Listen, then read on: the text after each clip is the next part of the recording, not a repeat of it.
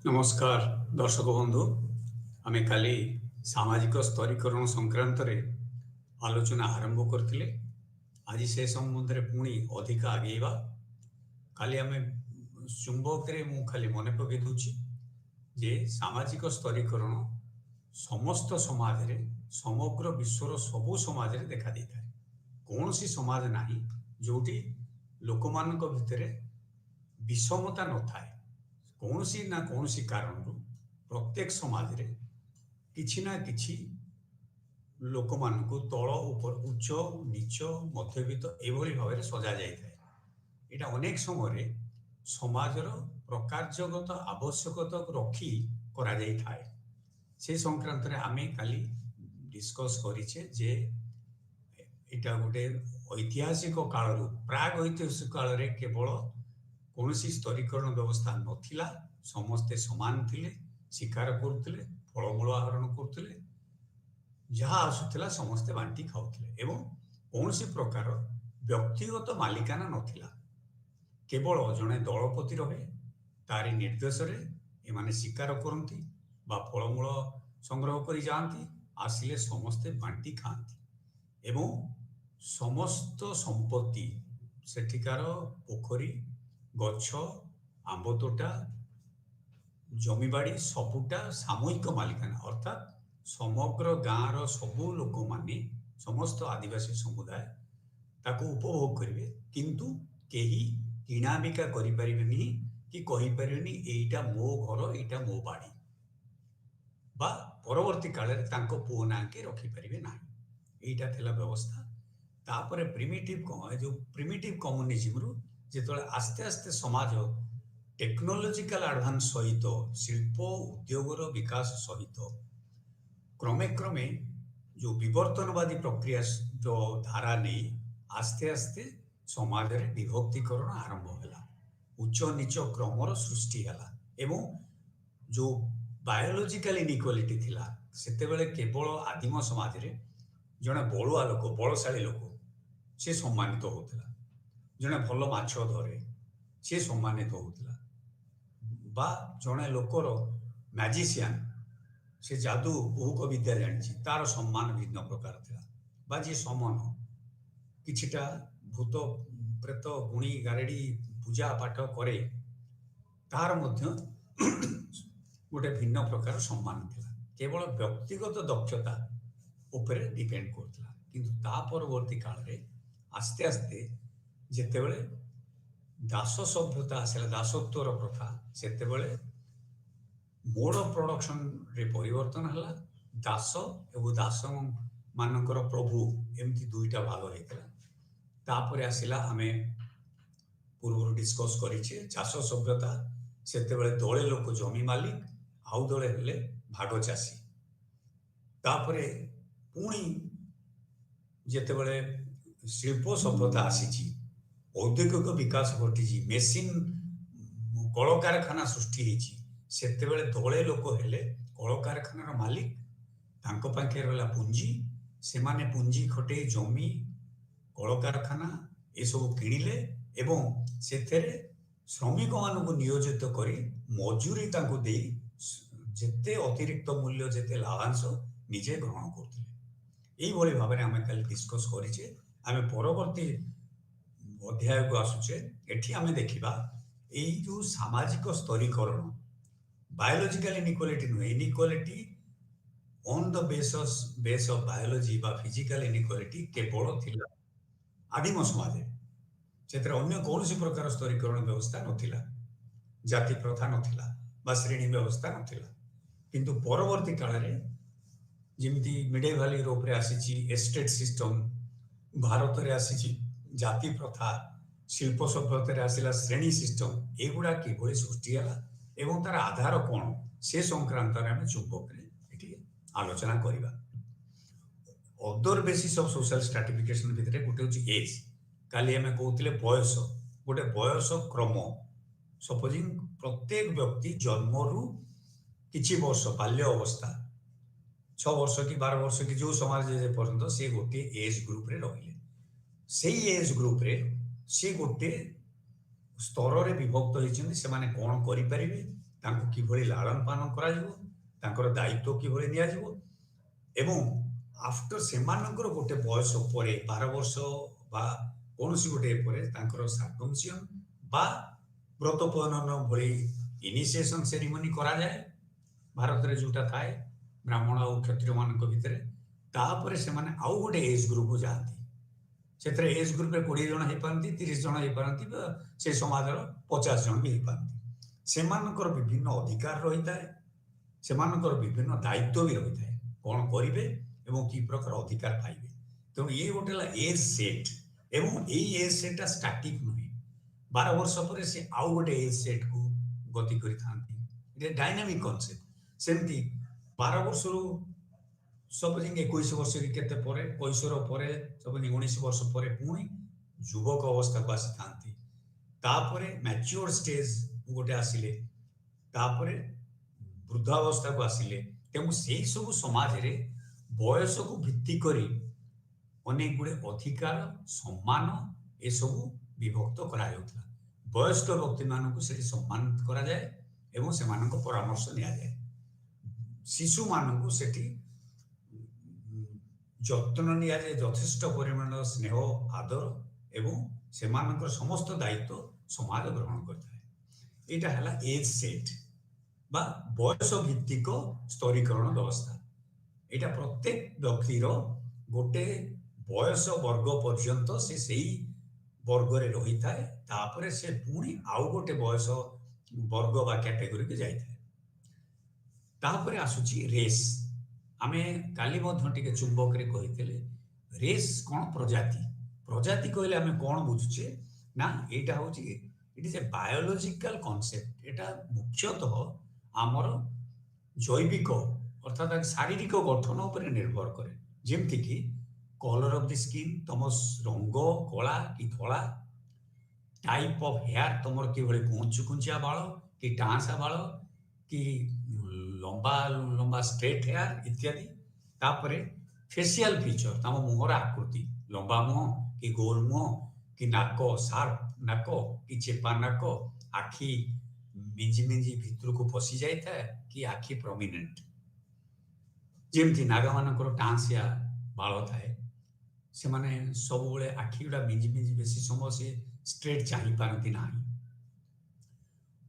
ଆମର ଦେଖିବା ଜାଟ୍ ଏବଂ ପଞ୍ଜାବ, କାଶ୍ମୀର ଏ ଅଞ୍ଚଳର ଲୋକମାନେ ଅତ୍ୟନ୍ତ ଲମ୍ବା ନାକ, ଗୌରବର୍ଣ୍ଣ, ଲମ୍ବା ମୁହଁ, ଉଚ୍ଚତା ବିଶିଷ୍ଟ 5 ଫୁଟ ନୁହେଁ, ସେମାନେ 6 ଫୁଟ ପାଖାପାଖି ସବୁ ଥାନ୍ତି। ତେଣୁ ଡିପେଣ୍ଡ କରେ ଫେସିଆଲ ଫିଚର, ମୁହଁର ଆକୃତି, ମୁଣ୍ଡର ଆକୃତି ଗୋଲାକାର କି ଚେପ୍ଟା ମୁଣ୍ଡ କି ଛୋଟ ମୁଣ୍ଡ କି ପତଳା।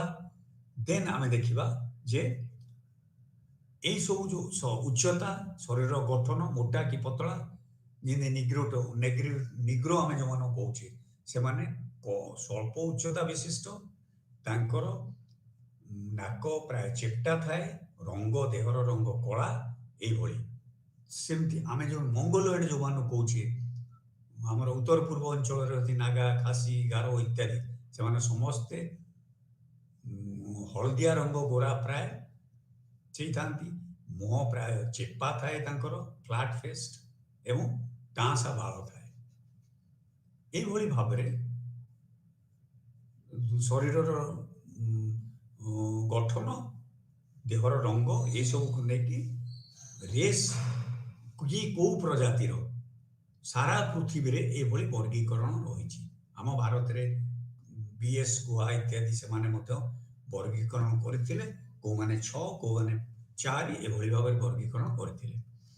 କିନ୍ତୁ ସୋସିଓଲୋଜିକାଲି ଦେଖିବାକୁ ଗଲେ race is a group of people, ଯେଉଁମାନେ ଗୋଟେ ମଣିଷ ସମୂହର ସମଷ୍ଟି, ଯେଉଁମାନେ କି ଗୋଟେ ନିର୍ଦ୍ଦିଷ୍ଟ ସମାଜରେ ବସବାସ କରନ୍ତି ଏବଂ ସେମାନେ ଜୈବିକ ଦୃଷ୍ଟିରୁ, ଶାରୀରିକ ଗଠନ ଦୃଷ୍ଟିରୁ ଭିନ୍ନ ଭିନ୍ନ ପ୍ରକାରର ହେଇଥାନ୍ତି। ଦ ଡିଫରେଣ୍ଟ ଟାଇପ୍ସ। ସେ ଅନ୍ୟମାନଙ୍କଠୁ ସପୋଜିଂ ପ୍ରୋଟୋ ଅଷ୍ଟ୍ରୋଲେଟ୍, ମଙ୍ଗୋଲଏଡ୍ ବା ନେଗ୍ରିଟୋ, ଏମାନେ ସମସ୍ତେ ଗୋଟେ ଗୋଟେ କ୍ୟାଟେଗୋରୀ, ସେମାନେ ଅନ୍ୟଠୁ ପ୍ରାୟ ଭିନ୍ନ। ଏବଂ ତାପରେ ଦେଖାଯାଇଛି ଯେ ସାଧାରଣ ଭାବରେ ଆମେ ଏଇ ଶାରୀରିକ ଗଠନ, ରଙ୍ଗ, ଆଖିର ଆକୃତି ଏସବୁକୁ ନେଇକରି आमे गोटे गोटे बायोलॉजिकल ग्रुपिंग करथिले जोटा कि आमे परवर्ती काल रे रेस बा रेशियल कैटेगरी हिसाब से आमे विभक्त करूथिले। तापर देखा जीवो जे साधारणतः डोमिनेंट ग्रुप जो माने जिमती आफ्रिका रे गोरा लोक माने कला लोक मान को आधिपत्य विस्तार कर रखिथिले। सेमानकु केते गुडे अधिकार रु वंचित करथिले। सेमाने फर्स्ट क्लास ट्रेन रे जाई परिबे नहीं इत्यादि इत्यादि केते गुडे पब्लिक प्लेस यूज करि परिबे नाही। को स्कूल ले सेमाने पढ़ी परिबे नाही केवल एई गोरा लोक माने पढ़िबे एवं नागरिक अधिकार मध्य तांकर नथिला बहु वर्ष धरि भोट देवार अधिकार। तेणु ये सब गुड़ा विरुद्ध रे महात्मा गांधी आमे समस्त जानिचे जै से संग्राम करथिले एवं नेल्सन मंडेला फाइनली सेमानकु मुक्त करथिले एवं सेमाने समस्त समान हेथिले सेही आफ्रिकीय कैटेगरी आफ्रिकीय देश मानकरे। तापर हम देखिबा ए जो साउथ अफ्रिका रे ए रेशियल ए जो प्रजातीय वर्गीकरण रो आधार रे तांकर नागरिक अधिकार इत्यादि एवं तांकर चाकरी करिवार बा केते गुडे प्रिविलेजेस से माने सेही भित्तिरे पाउथिले। आन रंग भेद नीति गोरा कला भेदभाव नीतिटा प्रबल भाव में थिला एवं सेठी हिंसाकांड मध्य अधिकांश क्षेत्र रे देखा जाइतला। गोरा माने केतेबेले सेमानक आक्रमण करथिले सेमानक क्षति पहुंचौथिले शारीरिक भाव में एवं सेमानकु तांको धन संपत्ति लूट करथिले तांको कृतदास हिसाब रे व्यवहार करथिले इत्यादि इत्यादि। तेणु ए रेशियल स्ट्रक्चर टा बहु वर्ष धरी चली आसला।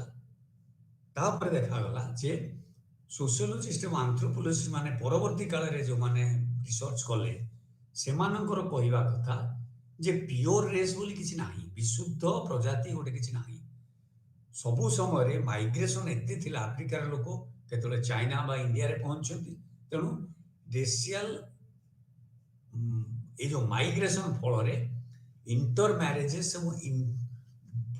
जलवायु परिवर्तन फल रे मध्य देहर रंग इत्यादि बा इंटर मैरेज फल रे शारीरिक गठन रे मध्य परिवर्तन हेछि। एकु नै अनेक डिबेट आमे सेठी बुझिबा नै। आमे खाली देखिबा जे एई क्राइटेरिया एज हला गोटे रेस हला गोटे एउडा को आधार रे समाज रे स्तरीकरण व्यवस्था चली आसथिला को समय रे कोटा प्राचीन काल रे कोटा परवर्ती काल रे। तापरे गोटे होची एथनिसिटी कोटा ना आमे कहूचे गोटे सांस्कृतिक समुदाय केवल एथनिसिटी कौन ना एटा साधारणतः देखा जाए जे फिजिकल ट्रेट रो आधार रे एवं cultural trait is based on cultural trait. Etah popularly perceived जे हमें धारणा नहीं छे जे शारीरिक लक्षण सहित सांस्कृतिक समुदाय रो जो भित्ति रही cultural based on cultural ethnic group तब हमें केमिति डिफाइन करछे ना a common group of people with a common cultural heritage जो माने एक गोटे साधारण गोटे गोष्ठी रो लोक समस्त प्राय समान बायोलॉजिकली हो बा कौन सांस्कृतिक धर्म जाति नेशनलिटी केते गुडे लक्षण समान रही गोटे गोष्ठी जो मानकर सांस्कृतिक ऐतिह्य प्राय समान थाए। जगन्नाथ को पूजा करवा बा क्रिश्चियन बा सपोजिंग कौन सी ग्राम देवती पूजा इत्यादि एवं एटा से माने समाज रो शिक्षित they have learn and inherited किछिटा से इनहेरिट करथांती बायोलॉजिकली किछिटा पूर्व पुरुष को आउ किछिटा से समाज रे सामाजिककरण प्रक्रिया द्वारा शिखी थांती। तेणु एटा एमानकर साधारणतः ए जो समुदाय कहूचे जेमती एशियन माइग्रेंट्स माने अमेरिका रे रहिलेनी बा मुस्लिम्स जाइकरी इस्लाम बा ट्राइबल्स को अफ्रीका ऑस्ट्रेलिया बा अमेरिका रे रहिलेनी से माने गोटे गोटे सांस्कृतिक समुदाय से मानकर गोटे कॉमन लैंग्वेज से माने गोटे साधारण भाषा व्यवहार करती। सपोजिंग भारतीय माने बा जदि पंजाबी जाइछन्ती सेठी रहिछन्ती से पंजाबी भाषा भाषी ଅନ୍ତର୍ଗତ ଏବଂ ସେମାନଙ୍କର ଗୋଟେ ଇତିହାସ ରହିଛି, ସ୍ୱତନ୍ତ୍ର ଇତିହାସ ଆମେରିକାନ ମାନଙ୍କଠୁ ଭିନ୍ନ, ଏବଂ ତାଙ୍କର ନ୍ୟାସନାଲିଟି ଜାତୀୟତା ଏବଂ ତାଙ୍କର ଲାଇଫଷ୍ଟାଇଲ, ତାଙ୍କର ଜୀବନ ଧାରଣର ଶୈଳୀ ଏବଂ ତାଙ୍କର ଅରିଜିନ୍, ସେମାନେ କୋଉଠୁ ଉତ୍ପତ୍ତି ଲାଭ କରିଥିଲେ, କୋଉ ଦେଶର ଲୋକ, କୋଉ ଗାଁର, ଏଇ ଭିତ୍ତିରେ ଗୋଟେ ସାଂସ୍କୃତିକ ସମୁଦାୟକୁ ବ୍ୟାଖ୍ୟା କରାଯାଇଥାଏ। ପଞ୍ଜାବୀ ହୁଅନ୍ତୁ, ଓଡ଼ିଆ ହୁଅନ୍ତୁ, କେରଳୀ ହୁଅନ୍ତୁ, ବା ସପୋଜିଂ ଆମେ ଆସାମୀ ମାନଙ୍କୁ କୁହାଯାଏ, ଯେଉଁମାନେ ଆସାମିଜ। ତେଣୁ ଇଏ ସବୁ ଗୋଟେ ଗୋଟେ ସାଂସ୍କୃତିକ ସମୁଦାୟ ବା ସାଂସ୍କୃତିକ ସମୂହ।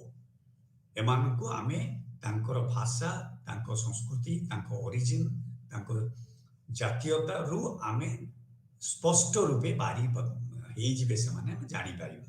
ତାପରେ ଦେଖାଗଲା ମାଇଗ୍ରେସନ ଦ୍ୱାରା जो मैसिव स्केल सपोजिंग भारत बहुत डाक्तर इंजीनियर से साउथ इंडियन हूँ बा ओडिया हूँ बा पंजाबी हूँ जाई अमेरिका, इंग्लैंड और ऑस्ट्रेलिया रे बसवास कले। इंजीनियर, डाक्तर, मेकानिक, बहु अन्य कर्मजीवी बहुत संख्या प्रोफेसर सब गले। जो बृहत बा विशालकाय माइग्रेशन स्थानांतरण होची ता द्वारा देखा जाउची जे एई एथनिसिटीटा सेठी आस्ते आस्ते तांकर ओरिजिनालिटी हरौछंती, तांकर जो निजस्व संस्कृति से माने दी तीन पुरुष परे तांको पिला तीन पुरुष हला बेलकु एमाने मूल बासिंदा जोठिकार से सेठिकार संस्कृति ठू डिटाच्ड हे गलानी, सी आउ जानि पारुनांती। से माने सपोजिंग ओडिया जे रही गले तृतीय पुरुष बेलकु सने पखाल कोन, ढिंकी कौन बा अन्यान्य जगन्नाथ संस्कृति संक्रांत सी एते मात्रा रे जानी पारु नाहंती बा से माने सेही टिकार संस्कृति सहित बेसी मात्रा रे जड़ित हो गले। से बळी से गोटे आइदर प्रथम अवस्था रे जे प्रथम जेनेरेशन जाईछि से माने होय तांकर सांस्कृतिक एकताटा बजाय रखिछंती, स्वतंत्रता बजाय रखिछंती, किंतु परवर्ती काल रे तांकरी पिला माने होय तो अमेरिकन झियोटे बाहा हेले बा ऑस्ट्रेलिया रे बाहा हेले एवं सेठिकार पॉप कल्चर, तांको डांस, तांको लाइफस्टाइल अडॉप्ट करि नले, क्लब को गले। से आस्ते आस्ते जो मूल भारतीय बासिंदा जो ठिकार से अंचल लोक सेगुड़ा भूली गले, सेठी गोटे पर संस्कृति को आपणाई नेले। तेणु ये जो स्थानांतरण माइग्रेशन द्वारा आस्ते आस्ते ये जो सांस्कृतिक समुदाय गुड़िकर स्वतंत्र विलय घटबार लगी। आम देखा जे ए संक्रांत अनेक अध्ययन भी होती, जो माइग्रेंट कम्युनिटी बा डियास्पोरा कम्युनिटी से संक्रांत रे बहु प्रकार अध्ययन चली।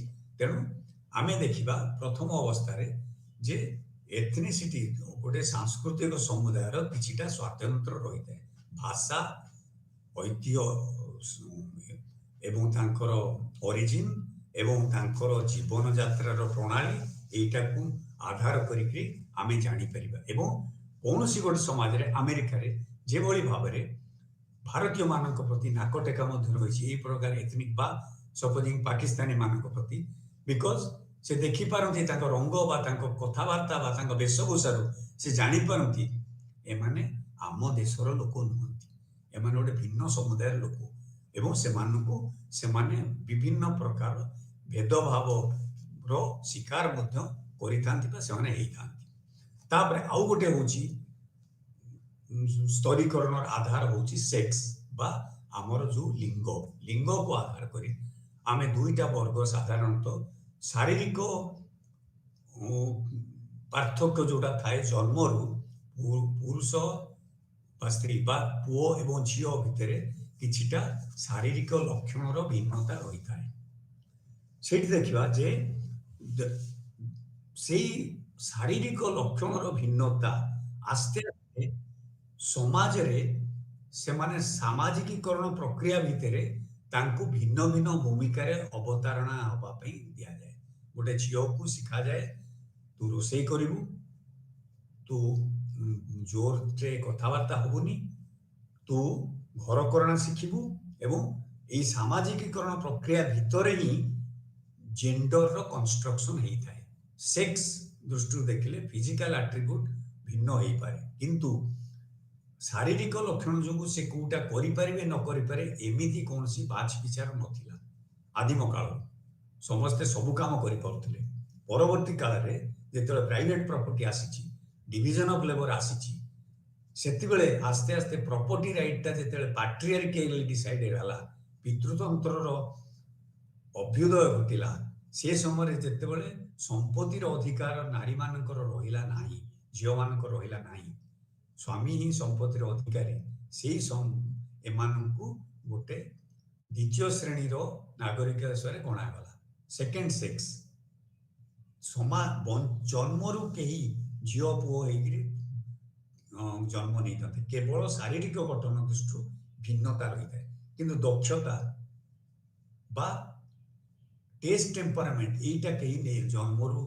नहीं आसी न था तेणु sex role is the role played by an individual due to his or her sex जो सेक्स रो रोल टा रही शारीरिक लक्षण टा सेटा केवल शारीरिक गुण लक्षण दृष्टि होता है किंतु परवर्ती काल रे सेक्स स्टेरियोटाइप को काम झियो करिवो को काम पुओ करिवो को काम झियो को करबा को बारण करागला एटा ही समाज आरोपित करता है समाज अनेक गुडे भेदभाव झील पुओ भितर सृष्टि करें झील साधारण भाव में कम बयस बाहा कर दि जाऊला पाठ पढ़ार सुजोग दिया चाकरी करने दि जाऊला घर चारिकांत भितर बांधि रखा जाऊला बाहर को छड़ा जाऊला यही प्रकार नीति नियमटा केवल समाज सृष्टि कर पुओ मान को इंजीनियरिंग पढ़ाऊले झील मान को आर्ट्स पढ़े शीघ्र बाहा कर दियो यही सब जो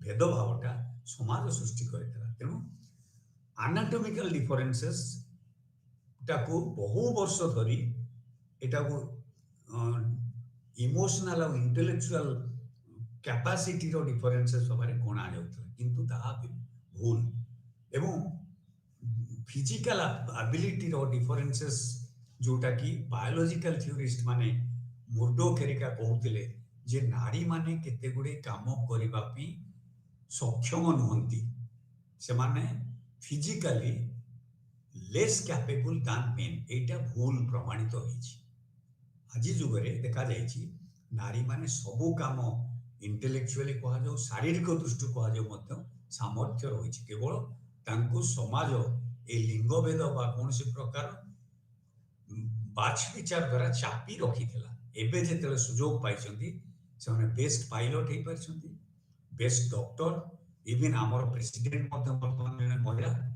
एवं आगुरी इंदिरा गांधी आमर प्रधानमंत्री थे one of the best prime ministers तेणु अपॉर्चुनिटी स्ट्रक्चरटा से वंचित करूला अनेक गुड़े वृत्ति और व्यवसाय जोग देवाई से आज आस्ते आस्ते भांगा लगी पैट्रियार्की जो पितृतंत्र सेटा ही एम चापी दे रखी पितृतंत्र जनरली मेल डोमिनेटेड सोसाइटी जो थे कि संपत्तिर अधिकार केवल पुरुष मानक रही महिला मानक नथिला पुओटीए संपत्तिर अधिकार पाए पिंड दान कर सी सबु संपत्ति इनहेरिट करुला सेटा कालक्रमे भांगी भांगुची आउ सेक्स रोल जो डिविजन करा जाउथला लोक मानकु कहा जाउथला माने बहु काल धरी जे मेन आर फॉर प्रोडक्शन से उत्पादन करें झील मान फॉर रिप्रोडक्शन केवल पुनरुत्पादन अर्थात सी पुओ झील जन्म करने से माने सृष्टि होती एवं पुरुष माने बाहर काम कर हल करवा चाषबास करवा एंड ब्रेड अर्नर एटा से माने जन्म बोली आमर गोटे स्टेरियोटाइप जेंडर स्टेरियोटाइप समाज रे तैयारी करा जायतिला एटा वेस्टर्न सोसाइटी रे थिला भारत रे भी थिला साधारणतः महिला मान को बहु क्षेत्र वंचित करा जाउथिला किंतु आधुनिक शिक्षा रो विस्तार फल आधुनिकीकरण पाश्चात्यकरण विस्तार फल एवं नारी आंदोलन पर वर्तमान आस्ते आस्ते प्रगतिशील समाज रे देखा जाइछि नारी माने भोट दबार अधिकार प्रथम दि जाइनतला एबे भोट दान करुछंती राजनीतिक क्षेत्र में सक्रिय भूमिका ग्रहण कर आर्थिक दृष्टि उत्पादन क्षेत्र में बलिष्ठ भूमिका रही सुजोग पाइले ସେମାନେ ପୁରୁଷ ମାନଙ୍କୁ ପଛରେ ମଧ୍ୟ ପକେଇ ପାରୁଛନ୍ତି। ତେଣୁ ଏଇ ଯୋଉ ପ୍ରଡକ୍ସନ ରିପ୍ରଡକ୍ସନ ଡାଇକୋଟୋମି ଏଇଟା ଭୁଲ। ପୁରୁଷ ମାନେ ପ୍ରଡକ୍ସନ ପାଇଁ ଯୋଗ୍ୟ, ନାରୀ ମାନେ reproduction. Eat is a long concept, eat is A illusion. Anyway, ତାପରେ ଆମେ ଦେଖିବା ନାରୀ ମାନଙ୍କର, ମହିଳା ମାନଙ୍କର ଶ୍ରମଟା ଅନପେଡ୍ ଲେବର। ସେ ଘରେ କ'ଣ କାମ କରନ୍ତି ତାର କୌଣସି ହିସାବ ନାହିଁ। ଇକୋନୋମିକ ଟର୍ମରେ ଏଟାକୁ କେବେ ମେଜର କରାଯାଉନଥିଲା। And unseen household work, ଯୋଉଟାକି ଅଦେଖା। ସେ କ'ଣ କରୁଛନ୍ତି କି? ରୋଷେଇ କରୁଛନ୍ତି, ସେଜ ସଜେଇ ଦଉଛନ୍ତି, ପିଲାମାନଙ୍କୁ ଖୁଆଉଛନ୍ତି। ଏଇଟା ସାଧାରଣରେ ଗୋଟେ ଧାରଣା ଥିଲା ଯେ ଏଇଟା ଗୋଟେ କିଛି ମିନିଂଫୁଲ ବା ଗେନଫୁଲ ଏମ୍ପ୍ଲୟମେଣ୍ଟ ନୁହେଁ। এই পরীক্ষা ଜେଣ୍ଡର ଷ୍ଟିରିଓ, ଏଇ ଯୋଉ ବଦ୍ଧମୂଳ ଧାରଣା, ବିଭ୍ରାନ୍ତିକର ଧାରଣା, ଯୋଉଥିପାଇଁ ମହିଳାମାନେ ବହୁ କ୍ଷେତ୍ରରେ ବଞ୍ଚିତ ଥିଲେ, ତାଙ୍କର ଅବସ୍ଥା ବହୁତ ଖରାପ ଥିଲା ସମାଜର ସ୍ଥିତି। ତେଣୁ ହାଉସ ହୋଲ୍ଡ ୱାର୍କଟାକୁ ସେମାନେ କେବେ ଗଣା ଯାଉନଥିଲା ଯେ it is a economic contribution, unseen labour, unpaid labour ହିସାବରେ ଗଣା ଯାଉଥିଲା। ତାପରେ ଆସ୍ତେ ଆସ୍ତେ ଦେଖାଗଲା ଯେ କେତେ ଗୁଡେ ବାରଣ, ରିଚୁଆଲ ଟାବୁ, ଅର୍ଥାତ୍ ଯେତେବେଳେ ସେମାନେ ମେନଷ୍ଟ୍ରୁଏସନ ବା ସେତେବେଳେ ଚାଇଲ୍ଡ ବାର୍ଥ, ଗୋଟେ ପିଲା ଜନ୍ମ କରୁଛନ୍ତି ବା ଋତୁସ୍ରାବ ସମୟରେ ତାଙ୍କୁ ଅନେକ ଗୁଡ଼ିଏ ବାରଣ କରାଯାଉଥିଲା। ଖଟରେ ଶୋଇବେନି, ତଳେ ଶୋଇବେ, ଠାକୁର ଘରକୁ ଯାଇପାରିବେନି, ସାଧାରଣ ଲୋକଙ୍କ ସହିତ ମିଳାମିଶା କରିପାରିବେନି, ଇତ୍ୟାଦି ଇତ୍ୟାଦି। ଖାଦ୍ୟପେୟର ମଧ୍ୟ ବାରଣ କରାଯାଉଥିଲା। ଗୋଟେ ଘର ଭିତରେ ତାଙ୍କୁ ବନ୍ଦ କରି ରଖାଯାଉଥିଲା। ତାଙ୍କୁ ଛୁଇଁଲେ ତମେ ଆଉ ଥରେ ଗାଧେଇବାକୁ ପଡେ, ତମେ ଛୁଆଁ ହେଇଯିବ। ସେମାନଙ୍କୁ ଗୋଟେ ପ୍ୟୁରିଟି ପଲ୍ୟୁସନ ବା ଅପବିତ୍ର ବୋଲି ସେଇ ସମୟଠାରେ ତାଙ୍କୁ ଧରାଯାଉଥିଲା।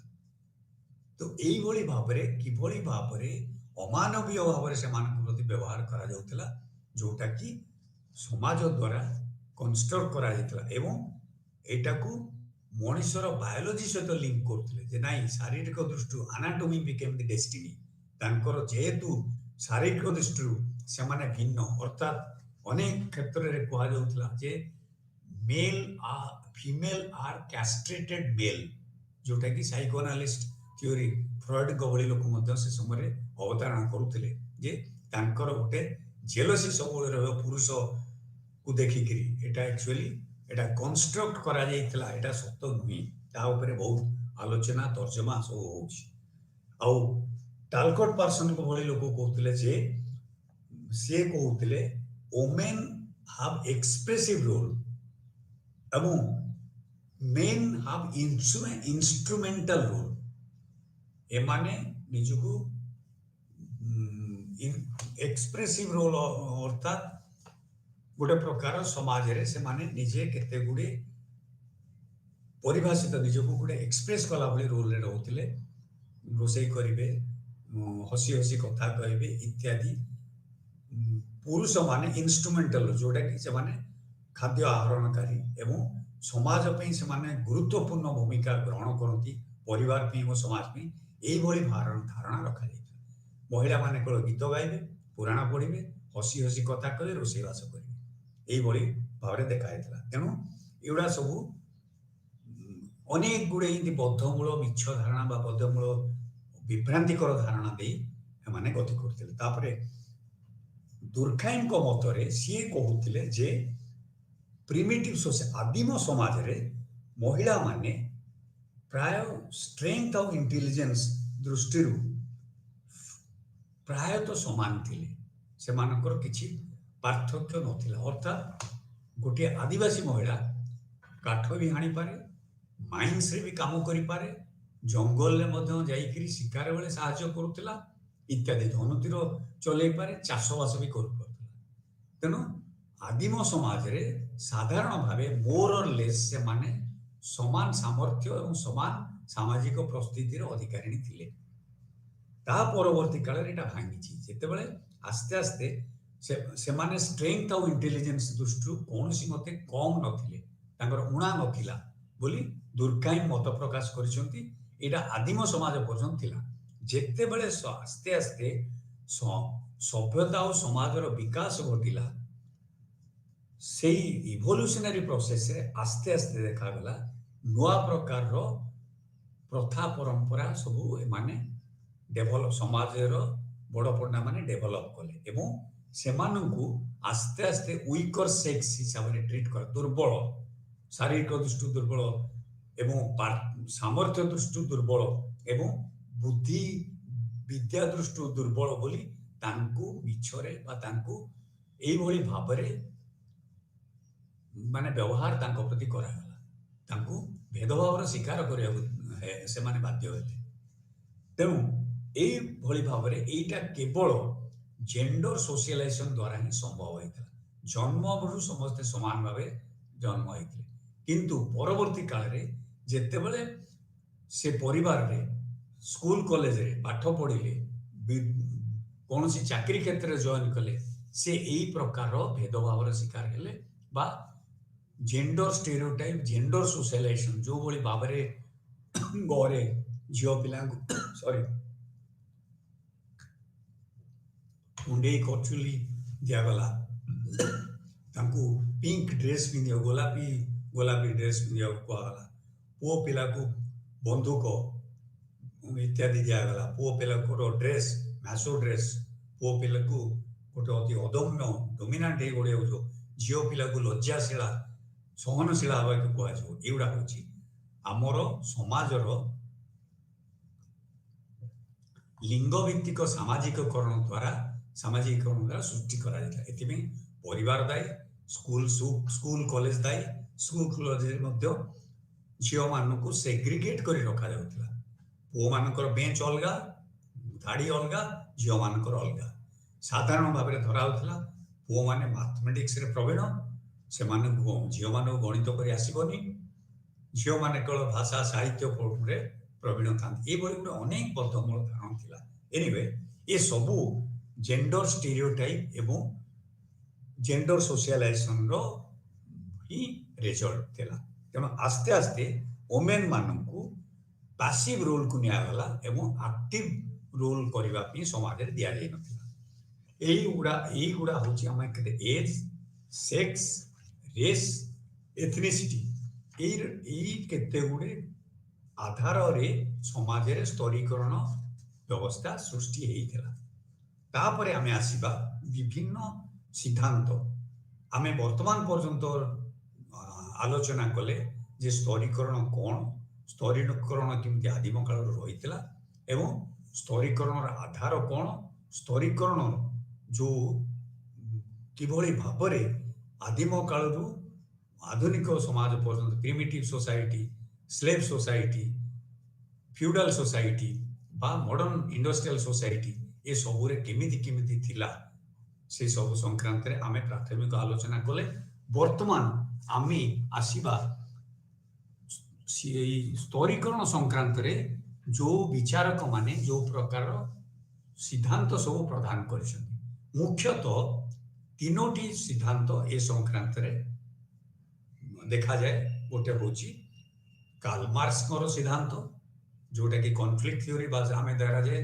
स्तरीकरण मोड ऑफ प्रोडक्शन आधारित स्तरीकरण व्यवस्था आउ गोटे होची मार्क्स वेबर स्तरीकरण व्यवस्था जी class status of power dimension को आनी मार्क्स साधारणतः टू क्लास थ्योरी कहते धनिक श्रेणी एवं सर्वहरा श्रेणी तापरे आउ गोटे होची आमे आसीबा प्रकार्यवादी सिद्धांत प्रकार्यवादी माने स्तरीकरण व्यवस्था को विधि समाप्त बोली स्वीकार करते जे सबु समाज रे किछि ना किछि स्तरीकरण व्यवस्था रहियो से सबु आमे वर्तमान विशद आलोचना करिबा तेबे प्रथमे आमे आलोचना करिबा कार्ल मार्क्स सिद्धांत स्तरीकरण संक्रांत रे कार्ल मार्क्स धारणा एवं विचारधारा आमे देखिबा कार्ल मार्क्स एक्चुअली से देखा गले जन सर्वकालीन श्रेष्ठ विद्वान पटांतर लेखा विचारधारा जो वैप्लविक चिंताधारा यहाँ सारा पृथ्वी को आंदोलित करथिला गोटे पैराडाइम शिफ्ट गोटे नुआ प्रकार व्यवस्था से पुराना व्यवस्था को रिजेक्ट करी गोटे नुआ थ्योरी को आनी एवं सोशल एक्सप्लॉयटेशन এবং কিভাবে ভাবে economy is the main factor holding in the social exploitation and social inequality ए संक्रांतरे तांको विचार प्रकट करथिले आमे से सब एठी आलोचना करिबा देखिबा जे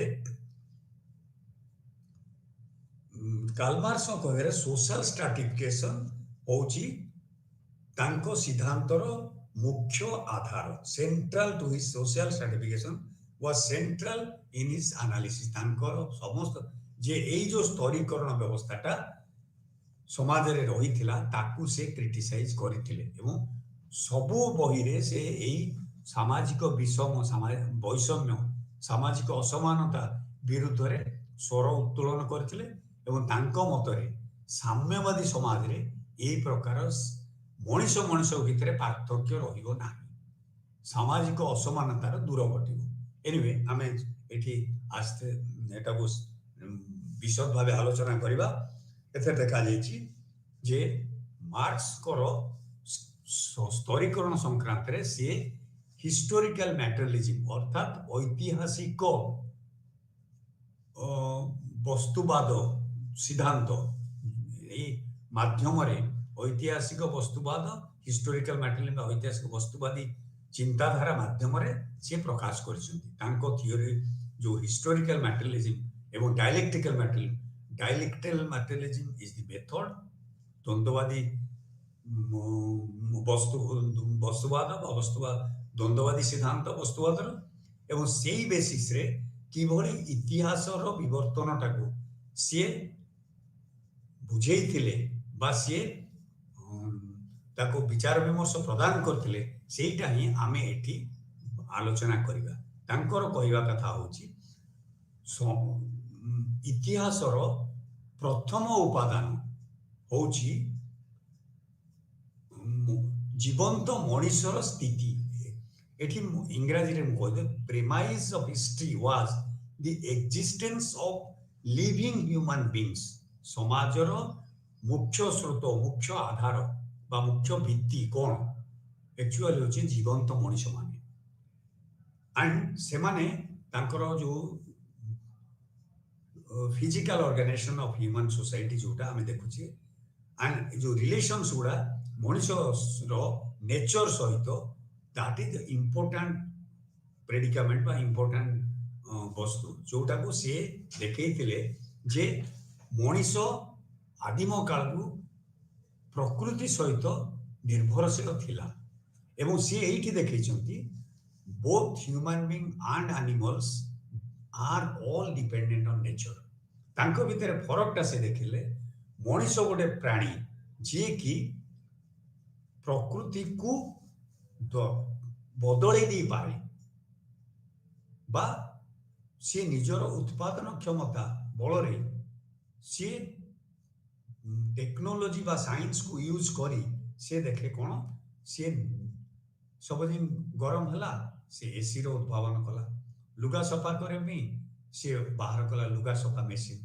बा सपोजिंग चाषो रु जेति की पाउथिले हळ लंगळ रे ता बदल से एग्रीकल्चरल टेक्नोलॉजी सब व्यवहार हला so man can change the nature of production बा प्रकृति को बदले दी पाउची एसी लगे देउची जा फल गरम रक्षा पाउची इलेक्ट्रिसिटी व्यवहार कला अंधार रु आलो हैला किंतु प्राणी माने जो अन्य जीवंत प्राणी गायटी है सी नेचर को बदल पारेनी they only adapt to the nature से घास खाऊंती किंतु घास उत्पादन कर मनुष्य भात खाए किंतु भात उत्पादन कर मनुष्य रेलगाड़ी रे जाई परियो से रेलगाड़ी रे उत्पादन कला गाय किंतु आज पर्यंत भी चलुचंती आज पर्यंत से घास खाऊंती आउ प्रकृतिर जो बाधा विघ्न से सहिबा को पड़ुछि गरम सहिबे वर्षा सहिबे से निजे बदलै परिबेनी किंतु मनुष्य छता धरी पड़ुछि बा से गरम रक्षा पर एसी डेभलप करिछि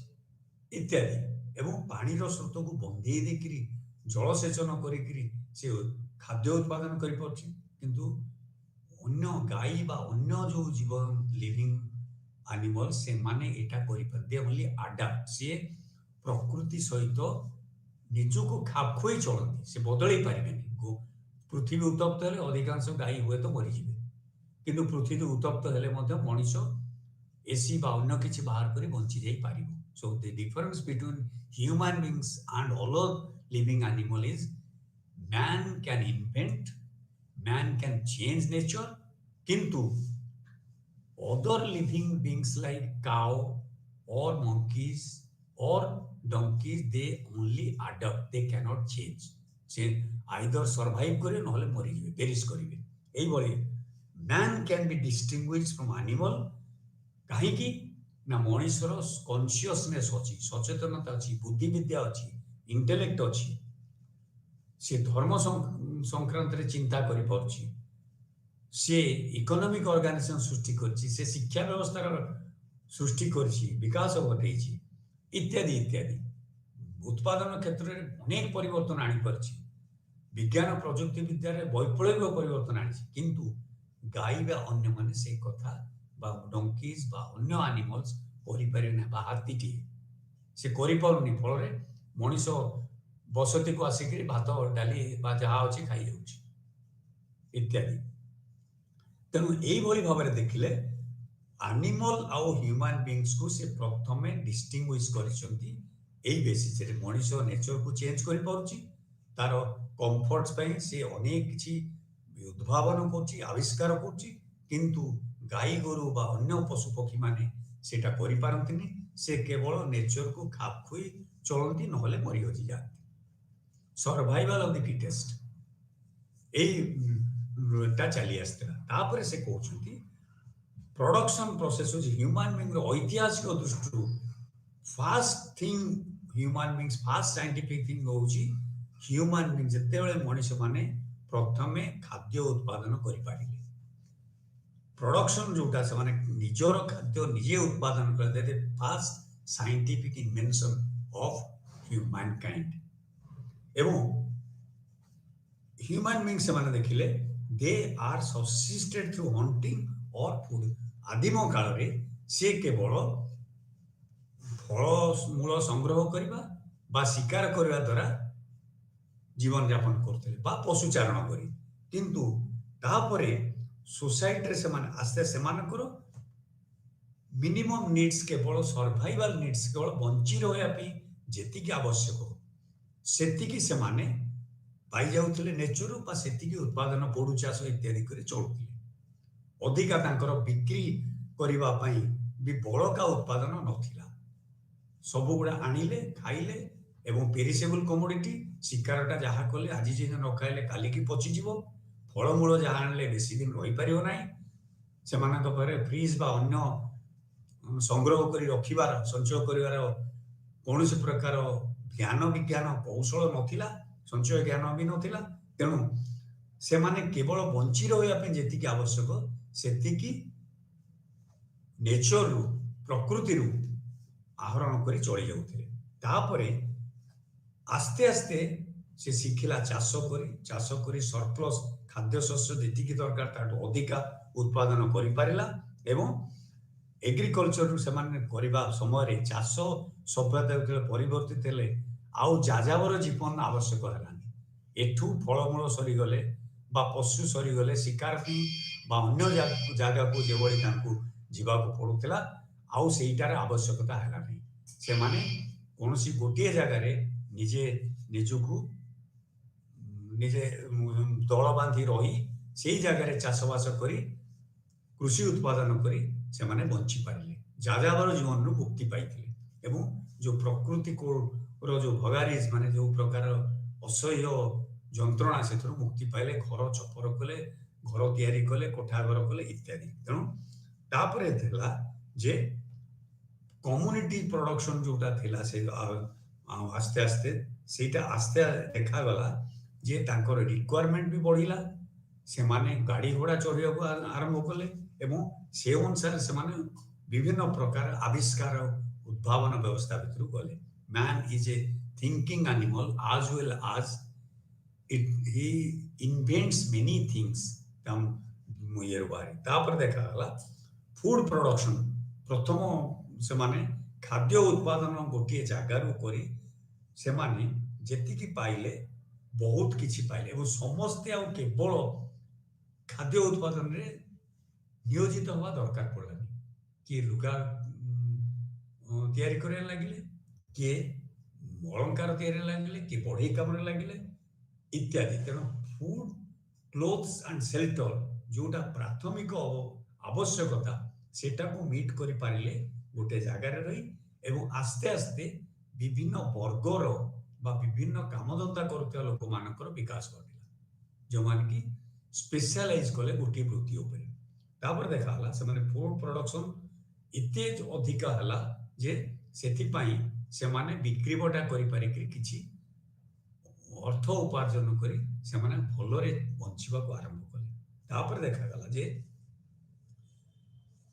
से आस्ते आस्ते से माने उत्पादन उपरे निजर कंट्रोल जाहिर करि पारले, नियंत्रण भितर रखि पारले एवं तांकर जो सरप्लस प्रोडक्शन हला, जो बड़का उत्पादन सेतरे से माने धनी हवा को आरंभ कले किछि लोक एवं एमाने भितरु देखा गला जे आस्ते आस्ते व्यक्तिगत मालिकाना मो जमी मो घर मो संपत्ति मो टंका ए भली जो सामुदायिक भाव से माने उपभोग करथिले एटा पूरा गाँर जमी बा गाँर पोखरी गाँर आंब तोटा आम समुदायर मशाणी ए सबू प्रकार व्यवस्था भांगी गला। एठी मो घर मो जमी मो मेसीन मो कारखाना मु लोक निजुक्ति देली मु से मजूरी देली एवं बड़का उत्पादनटा मु निजे उपभोग कली। तेणु जो उत्पादन व्यवस्था बदल लगला एवं एथिरे आस्ते आस्ते दुईटी श्रेणी सृष्टि हला। आदिम समाज श्रेणी नथिला कारण प्राइवेट प्रॉपर्टी नथिला, व्यक्तिगत मालिकाना नथिला बा सेठी डिविजन ऑफ लेबर नथिला। तेणु समस्ते सब काम करथिले, समस्ते खाउथिले पिउथिले।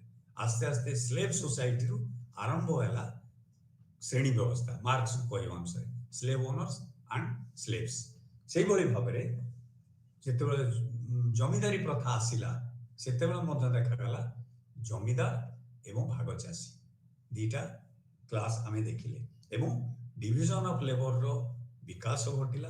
किए को काम कले, किए चाष, किए कमार, किए बढ़ई, किए लुगा सफा, किए जोता तैयारी इत्यादि विभिन्न प्रकार वृत्ति व्यवसाय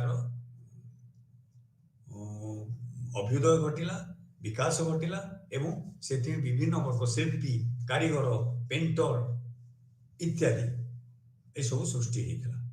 तापर देखा वाला जे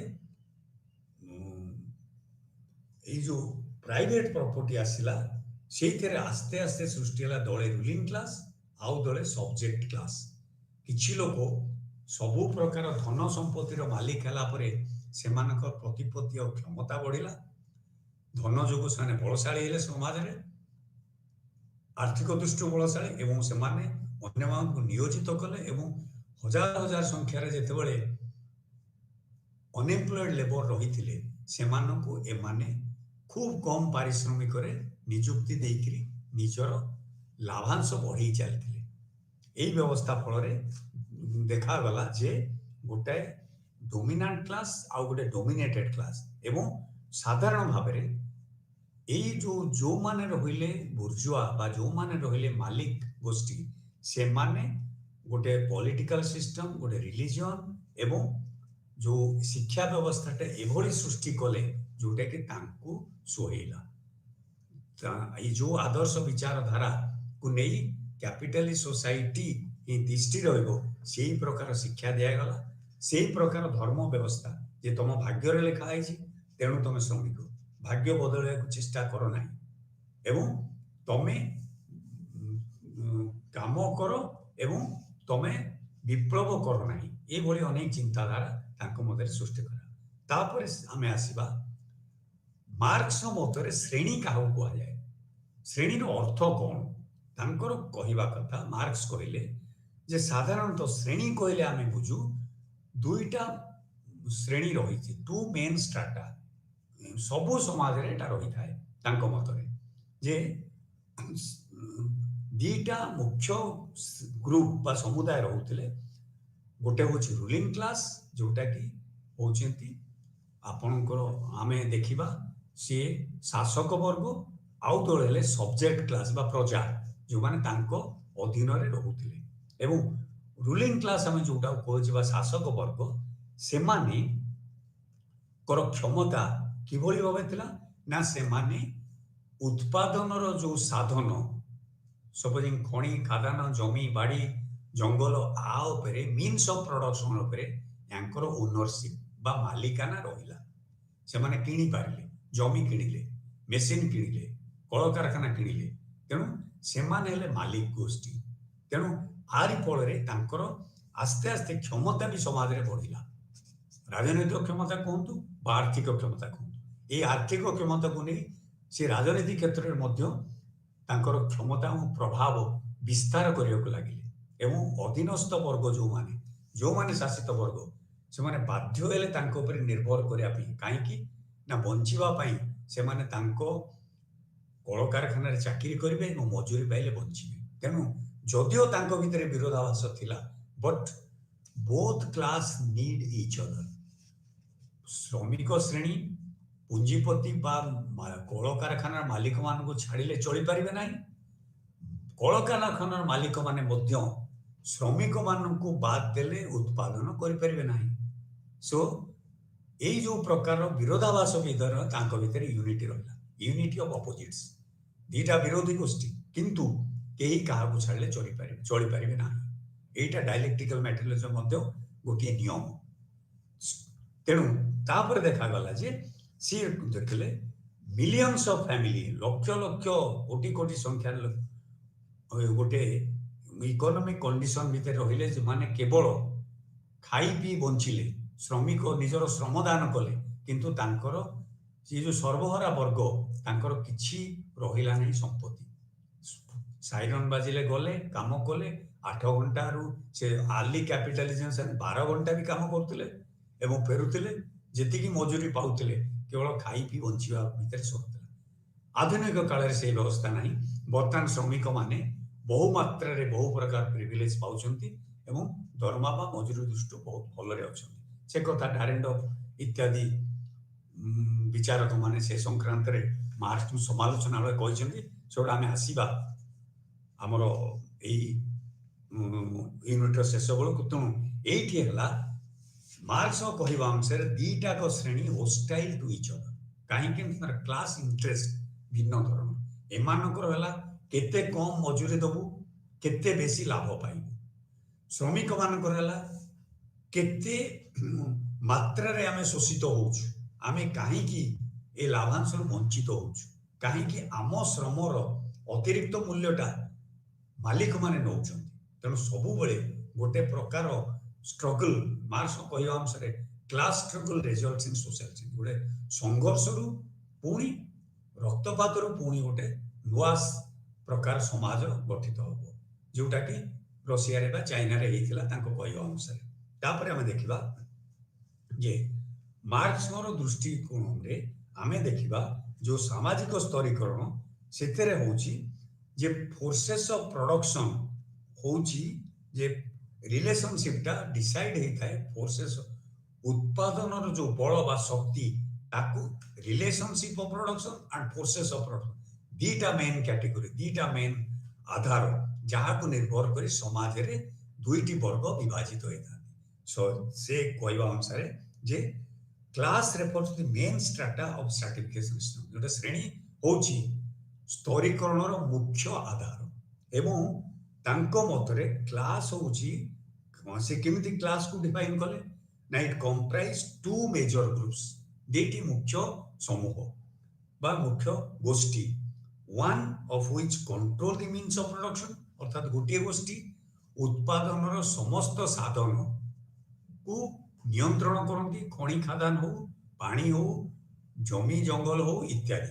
ଆଉ ଦଳେ ହେଲେ ଏମାନେ ସବୁ ଆପ୍ରୋପ୍ରିଏଟ କଲେ ଏବଂ ଅନ୍ୟର ଲେବର, ଅନ୍ୟକୁ ଏଠି ନିଯୁକ୍ତ କରି ନିଜ ସମ୍ପତ୍ତି ବଢେଇଲେ। ଆଉ ଗୋଟେ ରହିଲେ ଇକୋନୋମିକାଲି ଏକ୍ସପ୍ଲଏଟେଡ ଶ୍ରେଣୀ, ସେମାନେ କିଏ ହେଲେ ନା ପ୍ରୋସେସ ଅଫ ପ୍ରଡକ୍ସନରେ ବା ରିଲେସନସିପ ପ୍ରଡକ୍ସନରେ ତାଙ୍କର କୌଣସି ଅଧିକାର ରହିଲା ନାହିଁ। ସେମାନେ କେବଳ ମଜୁରୀ ପାଇଲେ, ଶ୍ରମ ଦାନ କଲେ ଏବଂ ସେଇ ମଜୁରୀ ଦ୍ୱାରା ବଞ୍ଚିବାକୁ ଶିଖିଲେ ଏବଂ ତାଙ୍କର ମ୍ୟାନେଜମେଣ୍ଟରେ ବା ଲାଭାଂଶରେ ତାଙ୍କର କୌଣସି ଭାଗ ରହିଲା ନାହିଁ। ତାପରେ ଦେଖାଗଲା ଯେ ମାର୍କ୍ସଙ୍କ କହିବା ଅନୁସାରେ ଦିଟାକ ଶ୍ରେଣୀ ମଧ୍ୟରେ ବିରୋଧାଭାସ ରହିଛି। They are oppose to each other.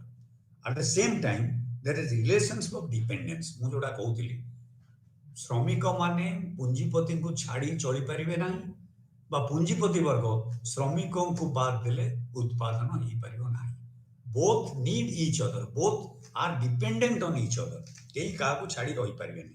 And both are also oppose to each other. ତାଙ୍କର ସ୍ୱାର୍ଥ, ଶ୍ରେଣୀ ସ୍ୱାର୍ଥଟା ଭିନ୍ନ ଭିନ୍ନ ଧରଣର। ଏମାନେ ଲାଭ କେତେ ବେଶୀ ପାଇବେ, କେତେ ଅଧିକା ତାଙ୍କୁ ଘଟେଇବେ। ଏମାନଙ୍କର ହେଲା ଲାଭ ଅଂଶ ଆମକୁ ମିଳୁ, କାରଣ ଆମ ପରିଶ୍ରମର ଉଦ୍ବୃତ୍ତ ମୂଲ୍ୟଟା ହେଉଛି ତାଙ୍କ ଲାଭ, ଅତିରିକ୍ତ ମୂଲ୍ୟଟା ଲାଭ। ସିଏ କାହିଁକି ପୁଞ୍ଜିଟା ଯୋଉଟା ହେଉଛି, ପୁଞ୍ଜିଟା କ୍ରିଏଟ୍ ହେଉଛି ଶ୍ରମ ଯୋଗୁଁ, ପୁଞ୍ଜିଟା ଧନ ଯୋଗୁଁ ନୁହେଁ।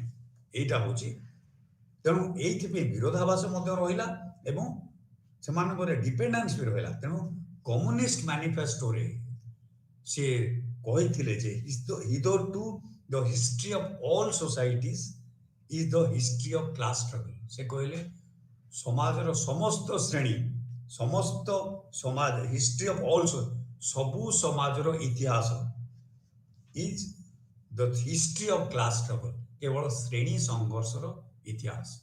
ବିନା ସଂଘର୍ଷରେ କୌଣସି ସମାଜର ବିକାଶ ଘଟି ନାହିଁ।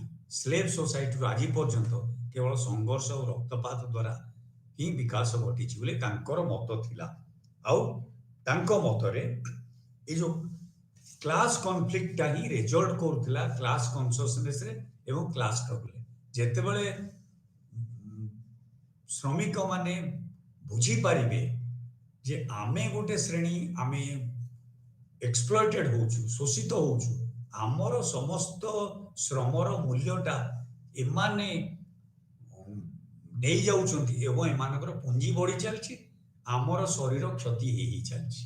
ଆମେ କାମ କରି କରି ଆସ୍ତେ ଆସ୍ତେ ଗରିବରୁ ଗରିବ ହଉଛେ ଏବଂ ଯେତେବେଳେ ଆମର କାମ କରିବାର ଶକ୍ତି ନଥିବ ଆମେ ଖାଇବାକୁ ପିଇବାକୁ ପାଇବାନି। ଏଇଟା ପୁଞ୍ଜିବାଦର ପ୍ରାଥମିକ ଅବସ୍ଥାରେ ଏଇଟା ହିଁ ଦେଖାଯାଇଥିଲା, ଏଇ ପ୍ରକାର ବ୍ୟବସ୍ଥା। ତେଣୁ ଏଇଭଳି ଭାବରେ ସେ କହିଥିଲେ ଯେ ଆଉ ଗୋଟେ ଜିନିଷ ମାର୍କ୍ସଙ୍କର କହିବା କଥା, ଜଣେ ଜନ୍ମ ହେଲା ଯୋଉ ଶ୍ରେଣୀରେ, କ୍ଲାସ୍ ଇନ୍ ଇଟସେଲ୍ଫ ଆଉ କ୍ଲାସ୍ ଫର୍ ଇଟସେଲ୍ଫ। ସେ କହିଲେ ଜଣେ ଶ୍ରମିକ ଶ୍ରେଣୀରେ ଜନ୍ମ ହେଇଛି ବୋଲି ସେ କେବଳ ଶ୍ରମିକ ବୋଲେଇଥାଏ, କିନ୍ତୁ ଯେ ପର୍ଯ୍ୟନ୍ତ that is class in itself, by chance he is born to that class, either propertied class or propertyless class। ତେଣୁ ସେ ବୁର୍ଜୁଆ ବା ସେ ପୁଞ୍ଜିପତି, ସେଟା କେବଳ କ୍ଲାସ୍ ଇନ୍ ଇଟସେଲ୍ଫ। କିନ୍ତୁ ଯେତେବେଳେ ତାର ଶ୍ରେଣୀ ସଚେତନତା ବଢିଲା, ଦିଟା ଜିନିଷ ସେ ଗୋଟେ ଅବଜେକ୍ଟିଭ କ୍ରାଇଟେରିଆ, ସେଇଟା ହେଉଛି କ୍ଲାସ୍ ଇନ୍ ଇଟସେଲ୍ଫ, ଯୋଉଟା ତାର ଜନ୍ମ ବା ତାର ସେ ଯୋଉ ବର୍ଗରେ ସେ ବଢି ଉଠିଛି, ଯୋଉ କାମ କରୁଛି, ଅବଜେକ୍ଟିଭ କ୍ରାଇଟେରିଆ। ଆଉ ଗୋଟେ ହେଲା ଶ୍ରେଣୀର ସବଜେକ୍ଟିଭ କ୍ରାଇଟେରିଆ। ସବଜେକ୍ଟିଭ କ୍ରାଇଟେରିଆଟା କ'ଣ ନା, ସାଧାରଣତଃ ଯେତେବେଳେ ସେ ଚିନ୍ତା କରିଲା, ଚେତନା ତାର ସୃଷ୍ଟି ହେଲା ଯେ ମୁଁ ଶୋଷିତ ହଉଛି, ମୋର ଉତ୍ପାଦନର, ମୋର ଶ୍ରମର ମୂଲ୍ୟଟା ପୁଞ୍ଜିପତି ନେଇଯାଉଛି, ତାର ପୁଞ୍ଜି ବଢୁଛି। ତେଣୁ ଯେତେବେଳେ ଏଇ ପ୍ରକାର ଶ୍ରମିକ ଶ୍ରେଣୀର ସଚେତନତା ସୃଷ୍ଟି ହୁଏ, କ୍ଲାସ୍ କନସିୟସନେସ୍, ସେତେବେଳେ କ୍ଲାସ୍ ପୋଲାରାଇଜେସନ ହୁଏ, ଅର୍ଥାତ୍ ଦୁଇଟି ଶ୍ରେଣୀରେ ବିଭକ୍ତ ହୁଅନ୍ତି। এটা আস্তে আস্তে ক্লাস স্ট্রগল, শ্রেণী সংঘর্ষর রূপ নিয়ে এবং শেষে শ্রেণী সংঘর্ষ গোটে নূয়া প্রকার সমাজ বা পরিবর্তন সৃষ্টি করে। যেমতি চাইনা বা রুষিয়ার সংঘর্ষ ও রক্তপাতরু পুଣି আরম্ভ হয়েছিল সাম্যবাদী বা সমাজবাদী সমাজ। সেইভাবে ভাবে সে কହୁଥିଲେ যে স্লেভ বা ফিউডাল সোসাইটির মধ্যে সেইভাবে রক্তপাত ও সংঘর্ষ দ্বারা হি পরিবর্তিত হয়েছিল। তেমন দুইটা জিনিস এটি মনে রাখা উচিত।